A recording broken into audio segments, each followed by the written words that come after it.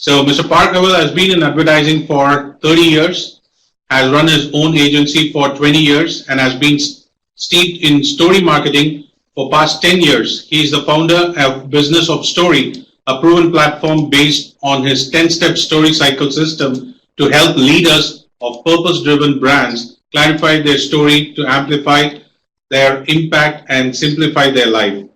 So the topic will be on get your content to connect with proven storytelling for business.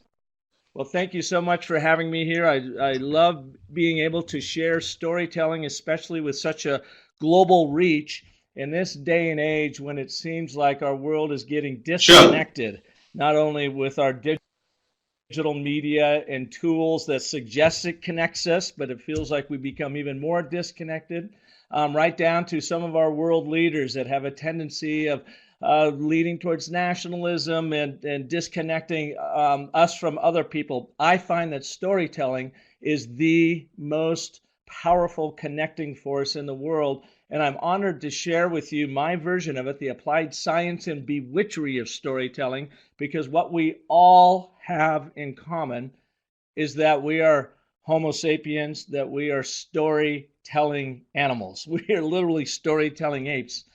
Steve Jobs famously said of Apple, the most powerful person in the world is the storyteller.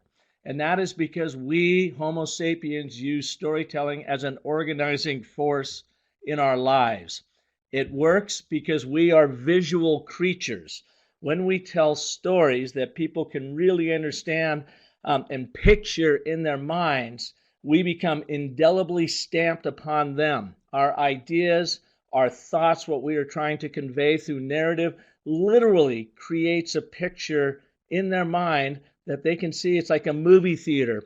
And because we are visual beings, if we don't lead with story, if we don't take our audience on a journey, on a true story about a real person that has action and impact and a surprise to make our points, then we are like everybody else that is just leading with data, stats, facts, charts, and graphs.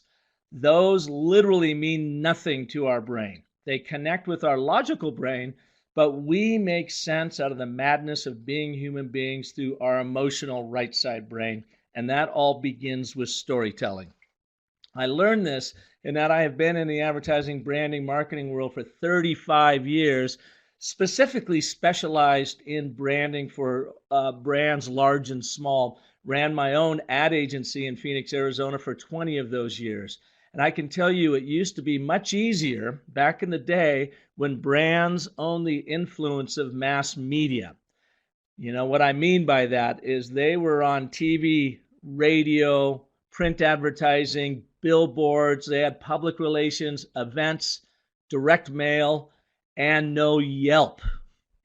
So they own the technology, they own the influence of mass media, but I saw that paradigm shift start to happen in 2006 when the internet and e-commerce and websites really started taking over, and of course the birth of social media.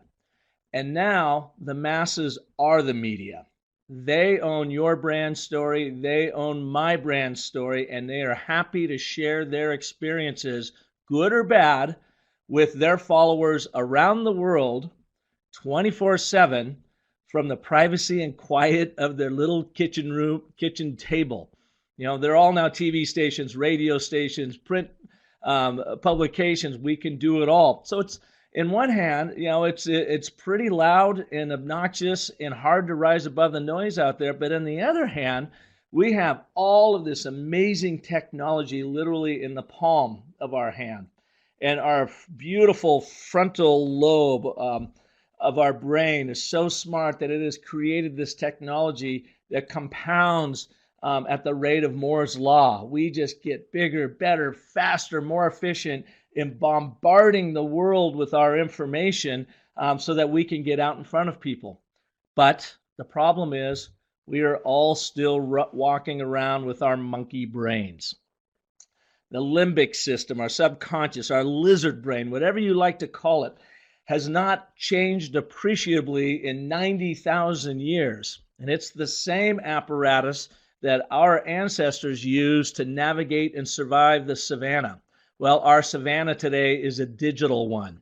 And our problem is we are pouring so much content into our brains and at our prospects that it is not getting filtered through that tiny, tiny funnel that is our limbic system. That's when I realized that advertising communications, internal, external communications, did not work like it used to, when there wasn't nearly as much of competing information out there, and we had to rethink, how do we actually rise above the noise, cut through the clutter, be heard, be understood, make people care, and actually move them to action, especially in this day and age when I say attention deficit disorder, ADD, is now a communicable disease, and we are all the viruses. However, I have learned that an anecdote is the antidote. It comes back to just how we are primally hardwired to make meaning out of storytelling. And that when you start using these very primal narrative structures to sharing your content, to sharing your messages, that it is like a cerebral hack that cuts through the techno-driven noise that we're bombarded with, and it lands and connects with the Homo sapiens, who we all are, our biological being, for taking in narrative, connecting with it, and moving forward. I learned this because our young son, Cade here, who is now 25 and going strong, was born with encephalitis, swelling of the brain. His ventricles were 4 times the size of yours and mine. We didn't learn about this until he was in the 2nd grade, and he had some symptoms arise. We took him in, had an MRI. We had the first neurosurgeon that looked at him in his MRI, said, "Oh my God, we need to operate on your young man, your young 2nd grader, because we're afraid he's going to have a stroke." Well, we took him for a second opinion to a Dr. Kim Manwaring at Phoenix Children's Hospital, and he looked at Cade and he said, "No, we don't think that he's in any danger at this point. We want to hold off on a surgery till he gets older and grows more into his body. And we are absolutely fascinated by how his brain and his body are compensating to this swelling." So they monitored him over the course of the next several years. And when Cade was in high school, a freshman in high school, he did have the procedure, and he's doing wonderfully today. But in that time, it gave me a lot of time to research and study and try to understand what was happening to him, what was happening in his brain, and how might it impact him in the future moving forward. In my exploration, I came across this amazing book called The Storytelling Animal, How Stories Make Us Human. It was like the universe just gifted this to me as I was flailing, looking, trying to understand what was happening with him, as well as, what was happening in our business in the communications world. Jonathan Gottschall is a New York Times best-selling author of a number of different books, and this was just a study where he explored the intersection of brain structure and story structure. And in it, I realized that story is not a gimmick. Story is not something we just make up, but that literally our inner workings are hardwired for story. And in here, he talks about this study called the Heider-Simmel study. In fact, you were about ready to take it. Heider-Simmel were sociologists, researchers in America. They made this next little film that you're going to watch. It's going to take just about a minute, back in 1948, and they have been doing this study ever since. So I want you to take a quick look at it, and then when we're done, we're just going to kind of explore real quick what was going on. Here we go. Let's see if this will play for you. And by the way, there is no sound with this.